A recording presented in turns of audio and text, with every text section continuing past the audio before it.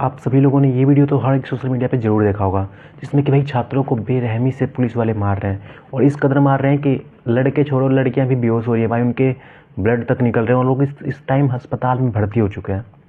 आप लोग को लग रहा होगा कि यार इन्हें क्यों मारा जा रहा है, इन्हें मारा जा रहा होगा क्योंकि उन्होंने कुछ गलत काम किए होंगे, तभी तो इतनी बुरी तरह पुलिस मार रही है, वरना पुलिस वाले क्यों मारेंगे, कोई रोकने वाला क्यों नहीं है।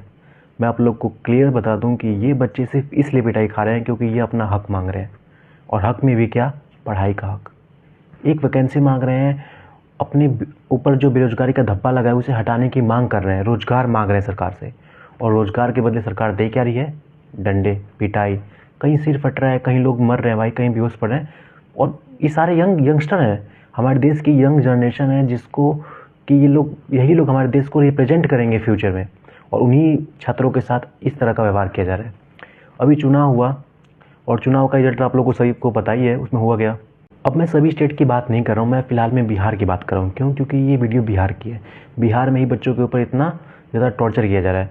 बिहार में चुनाव हुआ, बीजेपी जीतती है, उसमें एक ऐसा लड़का मंत्री बन गया जिसने कि चुनाव लड़ा ही नहीं, और एक नहीं बल्कि 2 से ज़्यादा बच्चे, या 2 बच्चे शायद, आई थिंक, मैं कंफर्म बोल रहा हूँ कि 2 लड़के ऐसे हैं जो बिना चुनाव के मंत्री बन गए। क्यों?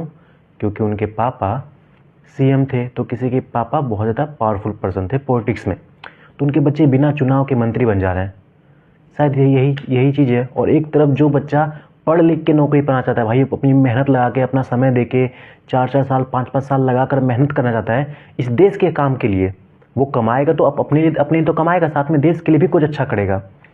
उस देश के साथ, उस छात्र के साथ हो क्या रहा है, और इस राज्य की, बिहार के राज्य की जो पुलिस है, जो प्रशासन है, वो उस छात्र के साथ कर क्या रही है, उस पर लाठीचार्ज करवा रही है, उस पर गोले फेंके जा रहे हैं आंसू के, और इस तरह उन्हें पीटा जा रहा है भाई, जैसे लग रहा है कि उन्होंने पता नहीं कौन सा यार जुर्म कर दिया है।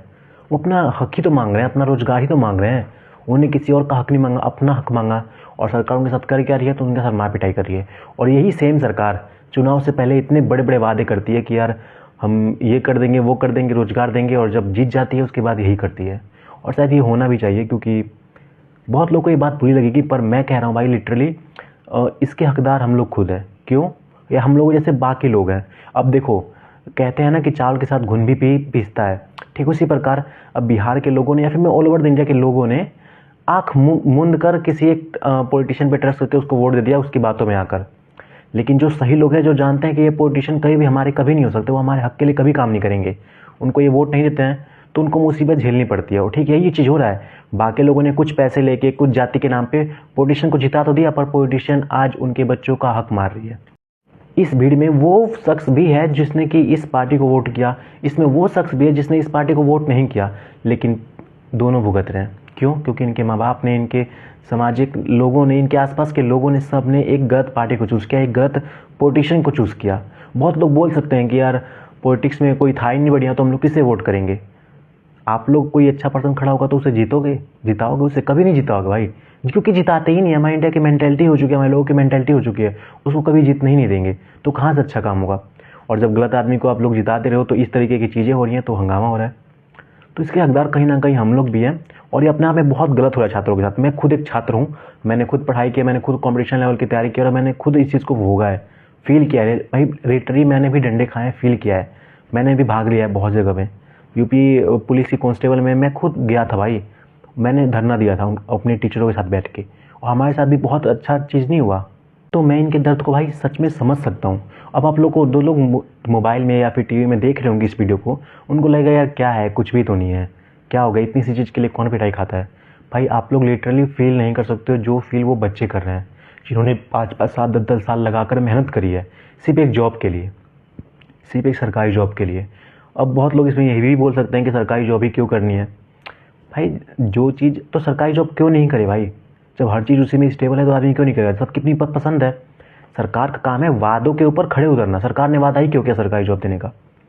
अगर सरकार नहीं कहती तो शायद कोई इस चीज़ को हंगामा नहीं करता, पर सरकार अपने वोट बटोरने के लिए ये सब बातें करती है, और भाई लोग बहकाव में आए हैं, और उन्हें मांग लेनी चाहिए भाई, मांग करेगी। जब सरकार ने मांगा है, मांग इस चीज़ की बोली भी थी सरकार ने कि हाँ हम रोजगार देंगे, तो रोजगार दो भाई, नहीं दोगे तो सरकार, तो भाई छात्र जो सड़कों पे आएंगे सरकार के खिलाफ, और आना भी जरूरी है, तभी लोग समझ पाएंगे, और नहीं समझ पाएंगे तो ये सब बात बताना मोबाइल के कमेंट्स तक ही सीमित है भाई।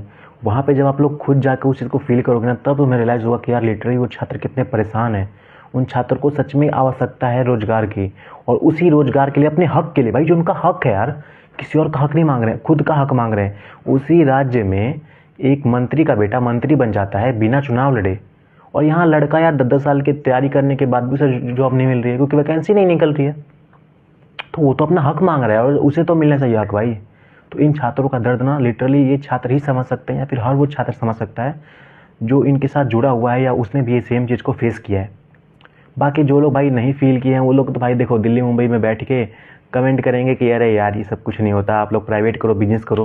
भाई सबके बस की नहीं होती है, सबके बस की नहीं होती है ना, सबका मेंटलिटी है आपकी तरह।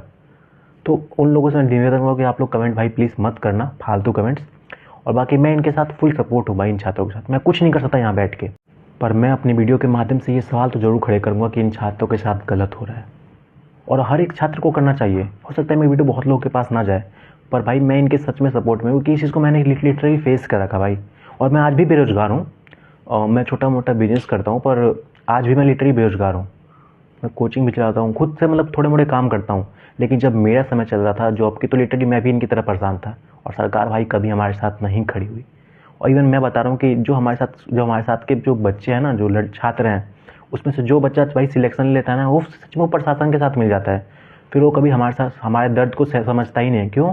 क्योंकि वो हो जाता है किसी तरीके से, फिर वो भूल जाता है कि हमारे छात्र के जो दर्द सह रहे हैं, जो पेन फील कर रहे हैं भाई, बेरोजगारी का पेन, उस चीज़ को कभी फील ही नहीं करता। और इसकी वजह से ही एकजुटता ख़त्म हो जाती है।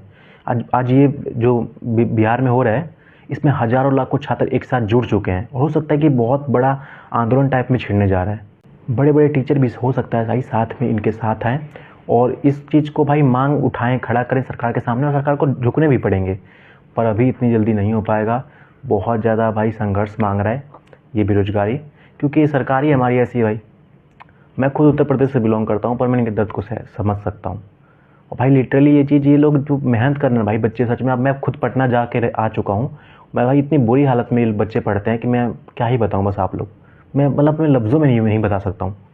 ये दर्द ना वो पटना के स्टूडेंट ही सह पाएंगे, इलाहाबाद में रहने वाले स्टूडेंट सह पाएंगे, समझ पाएंगे भाई, क्योंकि उन्होंने खुद लिटरली फेस कर रखा है इस चीज़ को। और आज इनके साथ इतनी बुरी, मतलब बहुत बेकार हालत में कर रखा है भाई प्रशासन ने। मतलब लाठी चार्ज कर रहे हैं यार, पानी फेंक रहे हैं उनके ऊपर। मतलब कोई वो मुजरिम थोड़ी नहीं उनके साथ ऐसा बिहेव कर रहे हैं। मतलब इस तरीके का बिहेव कर रही है सरकार। पता नहीं इस देश का क्या होगा।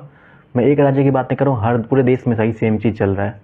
पता नहीं ये देश का क्या होगा भाई। जिस देश में यंगस्टर के साथ ऐसा हो रहा है, उस देश की जनरेशन के साथ हो रहा है, जो भाई मेन काम करती है, वही मेन कमा के टैक्स भरती है सरकार। पूरे देश का नाम तो भाई जनरेशन की वजह से, ये इसी जनरेशन की वजह से ना, यंगस्टर की वजह से। जनरेशन छोड़ो, यंगस्टर की वजह से, जो यंग छात्र हैं, इन्हीं की वजह से देश का नाम होता है। और इन छात्रों के साथ ही जब ऐसा बिहेवियर होगा इस देश में, तो क्या हालत होगा। ये कोई बिहार के अकेले की बात नहीं है, उत्तर प्रदेश में भी ऐसी कुछ हालत है। मध्य प्रदेश ले लो, छत्तीसगढ़ ले लो, झारखंड ले लो, हर जगह का सेम हालत है, कहीं ज़्यादा कहीं कम। बस फ़र्क यही है कि कहीं बात दब जाती है, कहीं बात खड़ी हो जाती है। और आज बिहार के साथ इस तरीके का हो चुका है छात्रों के साथ।